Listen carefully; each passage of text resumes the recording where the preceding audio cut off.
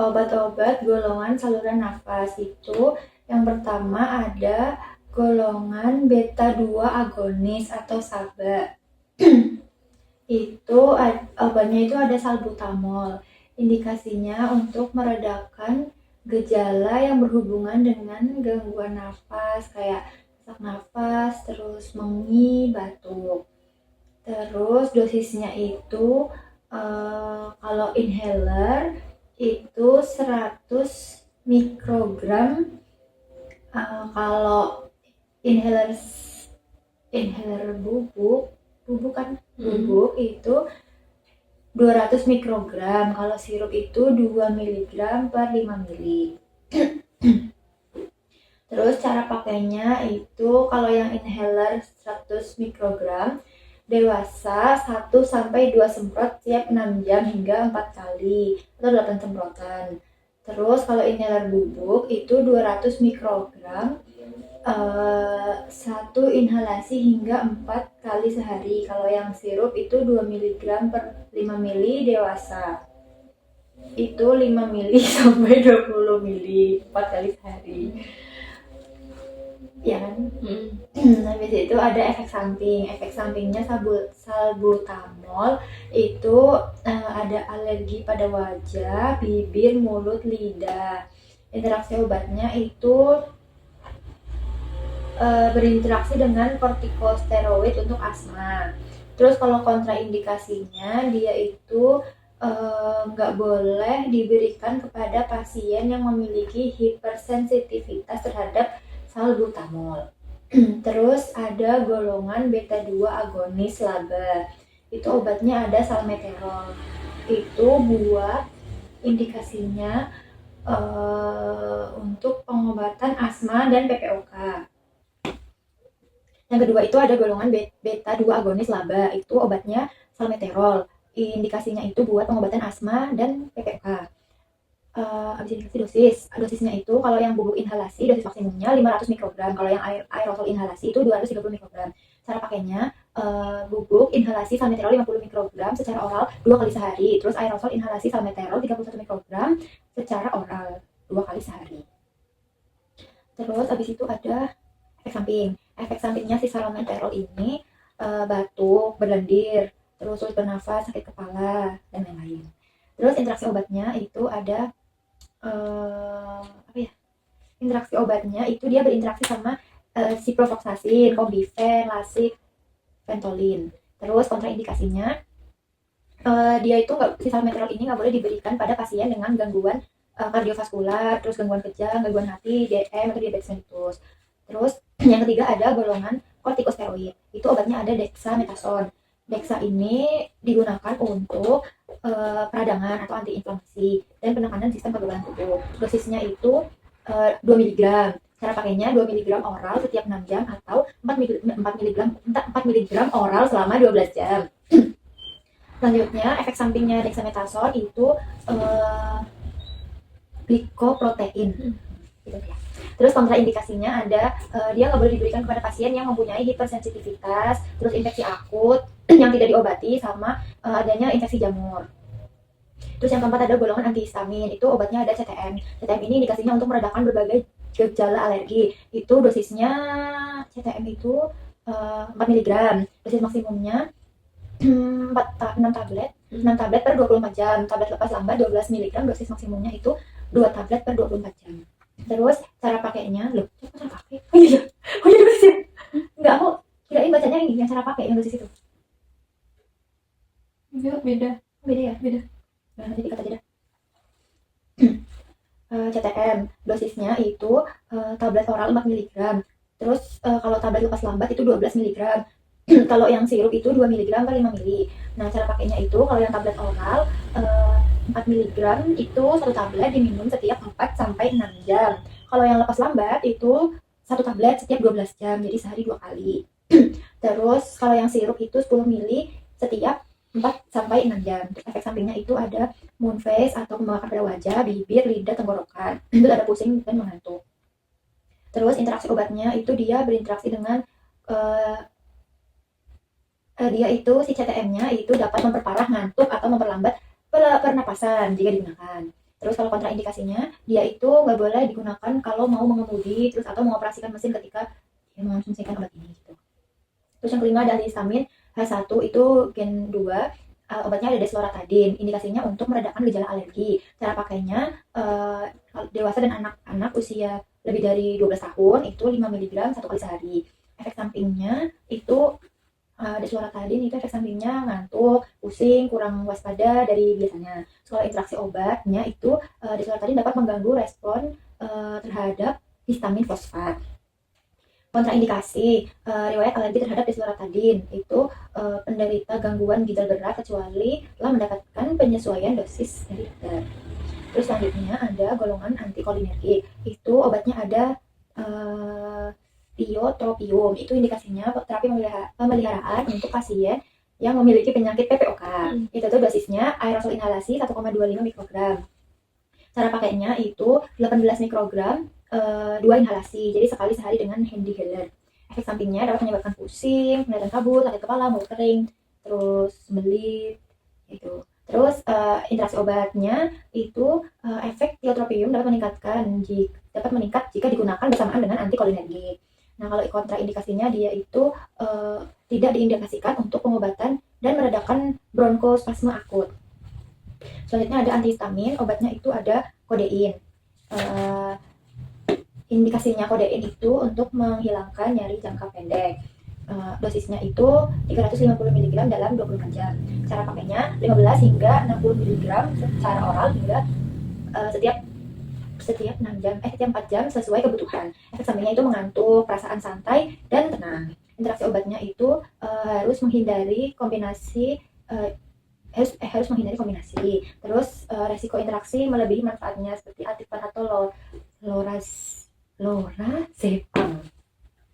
Terus kontraindikasinya itu pasien dengan asma bronkial akut atau berat atau hiperkarbia. Terus ada golongan mukolitik, obatnya itu asetilsisterin, indikasinya itu untuk mengencangkan dahak. Ada beberapa kondisi seperti asma, bronkitis dan lain-lain. Dosisnya itu 100 mg, 200 mg sama 100 mg per 5 ml. Cara pakainya itu dewasa dan anak lebih dari 1 tahun.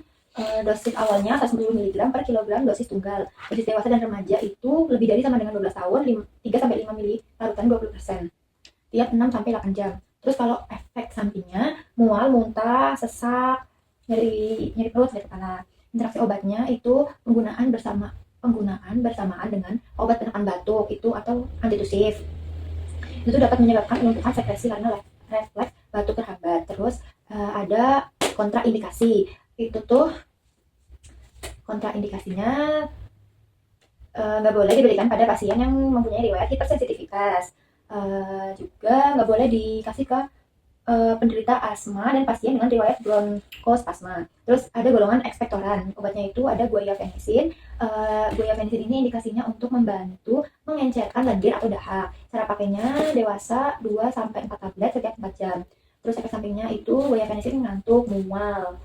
Interaksi obatnya, dia berinteraksi dengan obat-obatan yang menyebabkan depresi pernapasan seperti benzodiazepin. Terus kontraindikasinya pada pasien yang mengalami hipersensitivitas sama obat itu guaifenesin dan komponen lain yang tersedia di dalam sediaan. Terus yang terakhir ada golongan dekongestan. Itu obatnya ada efedrin HCl. Itu untuk mengatasi gejala flu seperti pilek, hidung tersumbat, alergi, pembengkakan pada saluran nafas. Cara pakainya dewasa 15-60 mg 3 kali sehari. Efek sampingnya yaitu sakit kepala, mual, gugup, tremor, hilang nafsu makan. Habis itu interaksi obat, dia itu berinteraksi dengan furazolidon, linezolid bersama dengan efedrin tidak dianjurkan. Nah, menggabungkan obat-obatan ini dapat menyebabkan tekanan darah tinggi yang berbahaya. Terus kontraindikasinya nggak boleh diberikan kepada pasien yang memiliki penyakit kardiovaskular dan hipertiroid. Ada obat untuk koronel. Itu ada golongan pembadi tiroid. Itu obatnya itu ada levothyroxine. Indikasinya itu untuk hipotiroidisme atau bisa juga buat gondok, bisa buat kanker tiroid. Dosisnya itu dewasa 25-200 mg tergantung resiko pasien. Cara minumnya itu diminum pagi hari sebelum makan, 30 menit sebelum sarapan. Efek sampingnya itu ada tremor, insomnia, sama kokikabia. Terus interaksi obatnya itu dia berinteraksi sama antasida, suplemen bergizi, sama kalsium menurunkan absorpsi atau penyerapan. Terus kontraindikasinya itu ada hipertiroidisme. Terus selanjutnya untuk golongan kortikosteroid itu obatnya ada metilprednisolon. Indikasinya itu buat radang atau inflamasi, alergi, terus asma dan penyakit autoimun. Dosisnya itu dewasa 4-48 mg per hari tergantung kondisi pasien. Terus selanjutnya itu diminum setelah makan untuk mencegah iritasi lambung. Terus efek samping itu nafsu makan meningkat, terus diabetes sama hipertensi. Terus interaksi obat itu dia berinteraksi sama efek samping, itu meningkatkan resiko dampak. Habis itu kontraindikasinya itu yang disarankan diberikan pada pasien yang mendapat infeksi jamur sistemik itu. Terus golongan insulin ada insulin lispro, itu tuh untuk hiperglikemia pada pasien diabetes. Dosisnya itu dosis individual sesuai kebutuhan dan meningkatkan juga. Terus cara pakainya itu disuntikan subkutan 15 menit sebelum makan. Sampingnya itu bisa hipoglikemia, pusing, kayak dingin. Samping interaksi obat, interaksi obatnya itu dia berinteraksi sama obat-obatan beta blocker, yaitu menutupi gejala hipoglikemia. Terus kontraindikasinya juga itu tidak boleh diberikan kepada pasien yang mengalami hipoglikemia berat. Selanjutnya golongan glukagon, obatnya itu glukagon. Itu buat pasien hipoglikemia berat. Dosisnya itu 1 mg secara intramuskular atau subkutan atau intravena. Itu kalau pada anak-anak juga. Terus cara pakainya itu tadi disuntikan secara intramuskular atau subkutan atau intravena. Satunya berjualan juga hipertensi. Terus habis itu interaksi obatnya itu juga berinteraksi sama antioksidan karena meningkatkan resiko perdarahan. Terus kontraindikasinya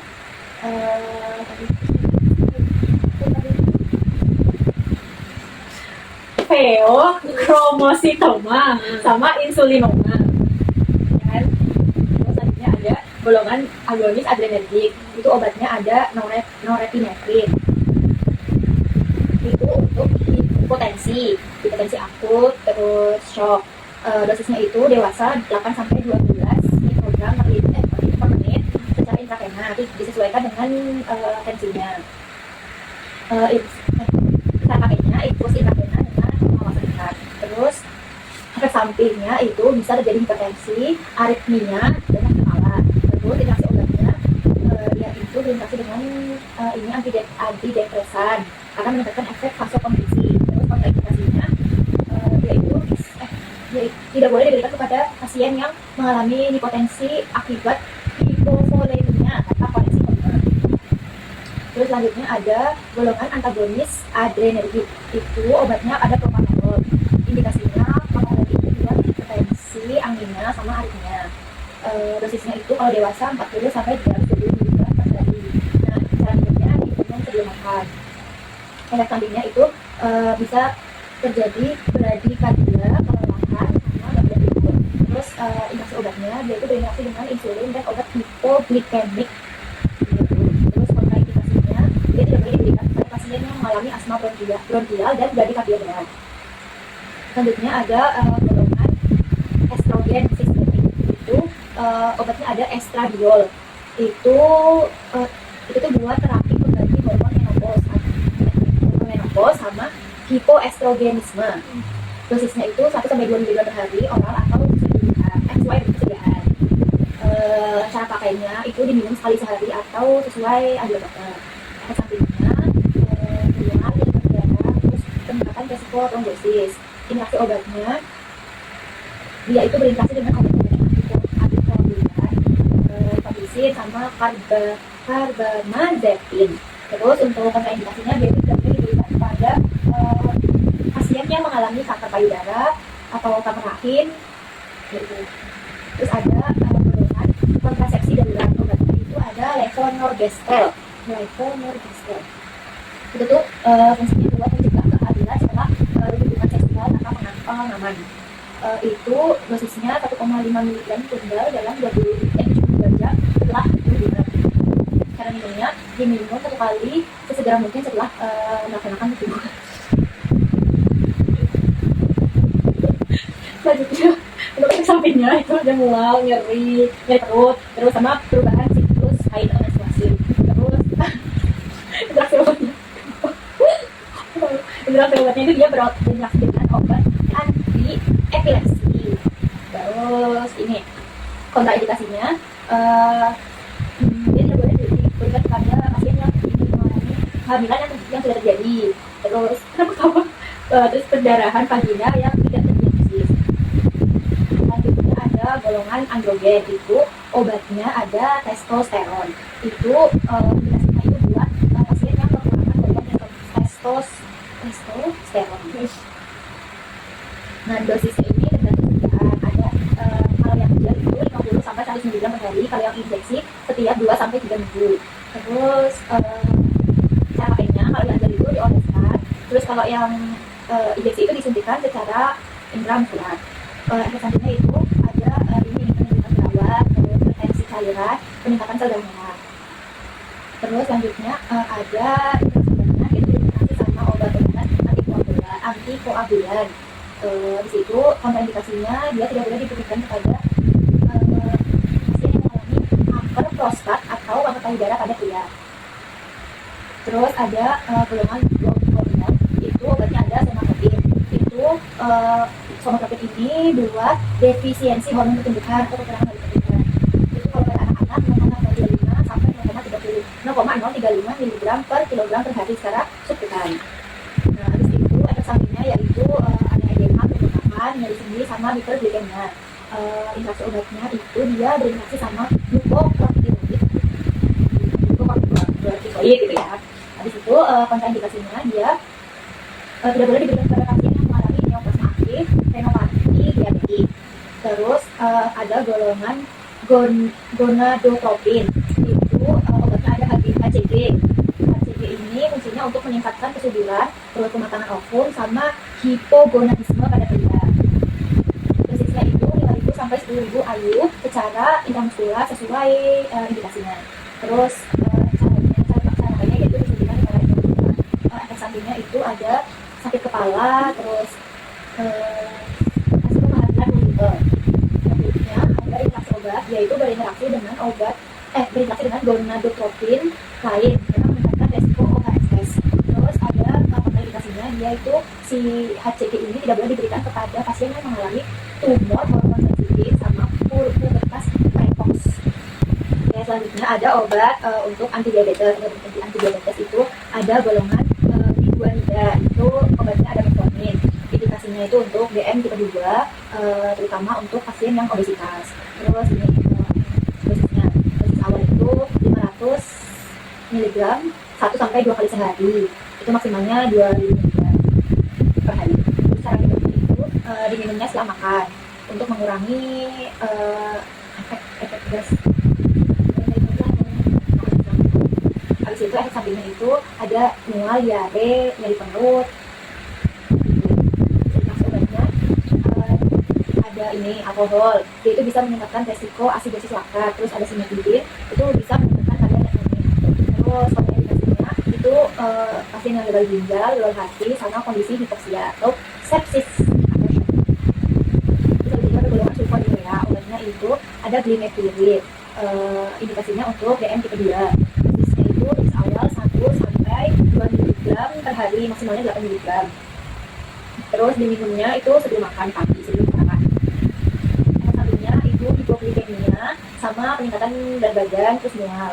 Kalau interaksi obatnya itu ada alkohol, terus obat beta blocker, sama SSRI, karena dia itu meningkatkan resiko hipoglikemia. Terus kontraindikasinya pasien DM tipe 1, terus sama gangguan hati berat. Terus ada golongan thiazolidinediol, itu obatnya ada thiopentazol. Itu indikasinya untuk pasien dengan DM tipe 2 sebagai terapi tunggal atau kombinasi. Dosis awalnya itu 15 sampai 30 mg sekali sehari, maksimalnya itu 45 mg per hari. Cara minumnya itu bisa diminum kapan saja dengan atau tanpa makan. Terus sampingnya ada retensi cairan, edema atau pembengkakan, terus peningkatan berat badan. Interaksi obatnya itu berinteraksi sama insulin, karena itu meningkatkan resiko edema atau pembengkakan. Terus kalau rifampicin itu menurunkan efek. Terus ada kontraindikasi, tidak boleh diberikan pada pasien yang memiliki gagal jantung kelas 3 atau 4. Terus sama pasien yang memiliki gangguan hati aktif. Selanjutnya ada golongan alpha glucosidase inhibitor. Obatnya itu ada acarbose. Acarbose ini indikasinya untuk pasien dengan DM kedua, terutama dengan hiperglikemia postprandial. Dosisnya itu di 25 sampai 100 mg 25 sampai 100 mg 3 kali sehari. Terus cara minumnya itu diminum bersamaan dengan obat pertama saat makan. Efek sampingnya itu flatulensi atau kentut, terus diare sama nyerut. Nah, obatnya itu ada digoxin itu karena dia menurunkan penyerapan, sama ada antasida. Terus kontraindikasinya pasien dengan penyakit usus kronis, sirosis, hati berat. Terus ada golongan meglitinib, itu obatnya ada nantiginib, repatinib. Itu indikasinya untuk pasien dengan DM kedua. Dosisnya itu 60 sampai 120 mg sebelum makan. Itu di minumnya 15 menit sebelum makan. Terus efek sampingnya itu ada hipoglikemia ringan, ada mual, sama peningkatan berat badan. Terus interaksi obatnya itu dia berinteraksi sama beta blocker, alkohol, karena ini tuh beta blocker sama alkohol ini meningkatkan resiko hipoglikemia. Terus kontraindikasinya ada pasien dengan DM tipe 1, gagal hati berat, sama ketoasidosis diabetik. Selanjutnya ada golongan DPP-4 inhibitor, itu obatnya ada sitagliptin. Ini indikasinya untuk diabetes tipe 2. Itu tuh kombinasi dengan metformin atau monoterapi. Terus dosisnya itu 100 mg sekali sehari. Minumnya bisa kapan aja dengan atau tanpa makan. Terus efek sampingnya itu ada sakit kepala, nasofaringitis, sama lipodemia. Terus interaksi obat itu ada rifamycin karena dia menurunkan aktivitas. Kontraindikasinya tidak boleh diberikan pada pasien yang mengalami gagal ginjal berat sama riwayat pankreatitis. Terus ada golongan GMP1 agonis, obatnya itu ada semaglutid. Itu untuk indikasinya untuk DM diabetes mellitus tipe 2 dan membantu menurunkan berat badan. Dosisnya itu dosis awal 0,25 mg subkutan per minggu. Itu dapat ditingkatkan hingga 1 mg. Terus samping itu ada mual, muntah, penurunan nafsu makan. Interaksi obatnya itu ada insulin atau sulfonylurea karena dia itu bisa meningkatkan resiko hipoglikemia.